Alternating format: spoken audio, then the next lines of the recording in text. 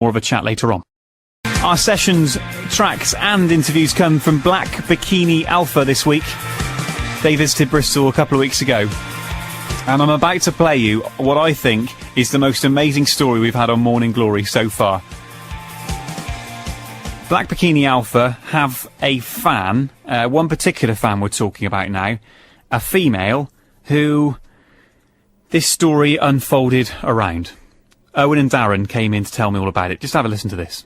She contacted us through an ex-band member. I can't remember how. Anyway, we met up with her a few times, and then she phoned us up and she said, look, I have a friend who works for an airline company and they sponsor bands once a year to go to America and play gigs. Yeah. Airline company sponsoring a band, they take the band over, they pay for their accommodation, their flights, you know, the luggage, take all the equipment over, and you're over we went to New York for 2 weeks and played a load of gigs, and so we said, we jumped at the opportunity, as you would. Of course you would. All expenses paid trip to New York to play a load of gigs. All fine. She then kind of assumed the position of manager, and we didn't want to, you know, argue with that because she was arranging this. And she said, oh, my friend at the airline company, Becca, will organise all the stuff for you. You need to provide her with passport numbers and everything. So then we started getting emails from Becca saying, oh, it's you know, it's great what you're doing and I really like your sound. And what do you think of this person, who I'm not going to mention her name? She started sending us sort of personal emails rather than just getting the information to actually get us booked on the plane. What do you think of this person? She really likes your band. She really likes you and all this sort of stuff. And we kind of go, yeah, she's cool. You know, it's all going well. Long story short, this went on for about a month or maybe 2 months. They were the same people. The person who was organising, the manager, and Becca, meant to be two different people. They were the same person. Becca mysteriously disappeared to Australia about a week before we went to New York. And we got told this, and we were like, oh, that's a shame, because she can't come to see any of our gigs in London.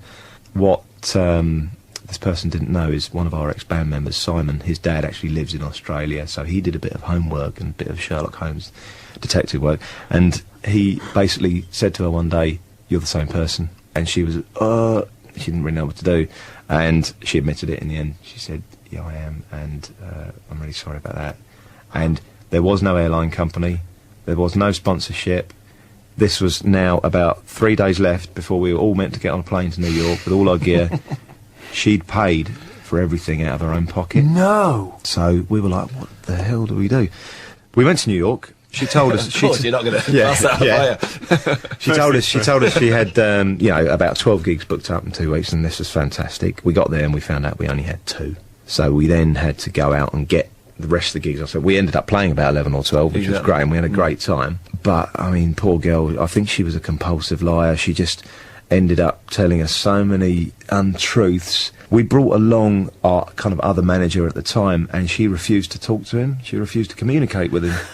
It got so, I mean, it got absolutely bizarre situation. We found us at the end of the New York trip. We'd had a great time because we'd been away as a band. We'd played a load of gigs, made a lot of contacts. She kind of went round to us, each individually at this bar, and she said, right, I want to take you to LA, more sponsorship. And we were saying, no, this is not true, you know, this is money coming out of your pocket and we can't afford to pay you back.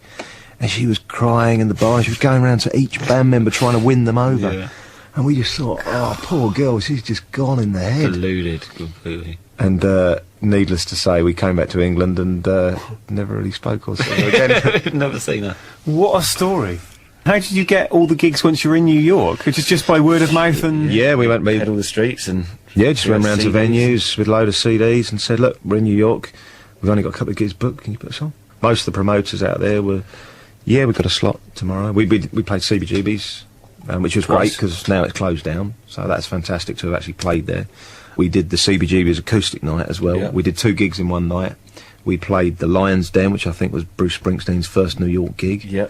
And then that was a night where we really felt like we were kind of rock stars. Yeah, exactly. We played the gig, full set, and the manager, just as we finished the last chord, the manager had ordered some cabs, so we literally packed the gear up, ran out of the venue, thanks everyone, chucked the gear in the cabs, and then drove down to the other gig we were playing that night, set up the gear there, and then we went on stage at midnight.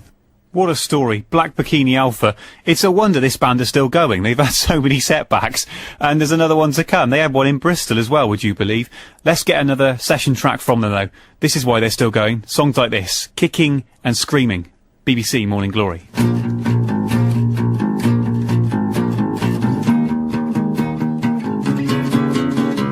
Yes or no, I wanna find out if I can get an answer. If I can, I long to go to bed again and get a crown, but now I'm kicking and screaming, kicking and screaming. I'm all out of love, I should be wishing and dreaming, kicking and screaming, kicking and screaming. I'm all out of love. Sleep, sleep, wake up, kid, come on, kick, kick, kick, kick everywhere. A guy, a girl, together, come on. I wanna know the reason. Kicking and screaming, kicking and screaming. I'm all out of love, I should be wishing and dreaming, kicking and screaming, kicking and screaming. I'm all out of love. I wanna know the reason why.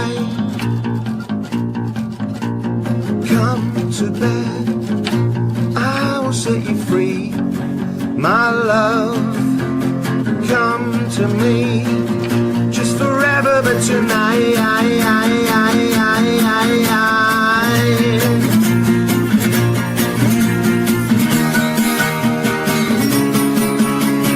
Kicking and screaming, kicking and screaming. I'm all out of love, I should be wishing and dreaming, kicking and screaming, kicking and screaming. I'm all out of love.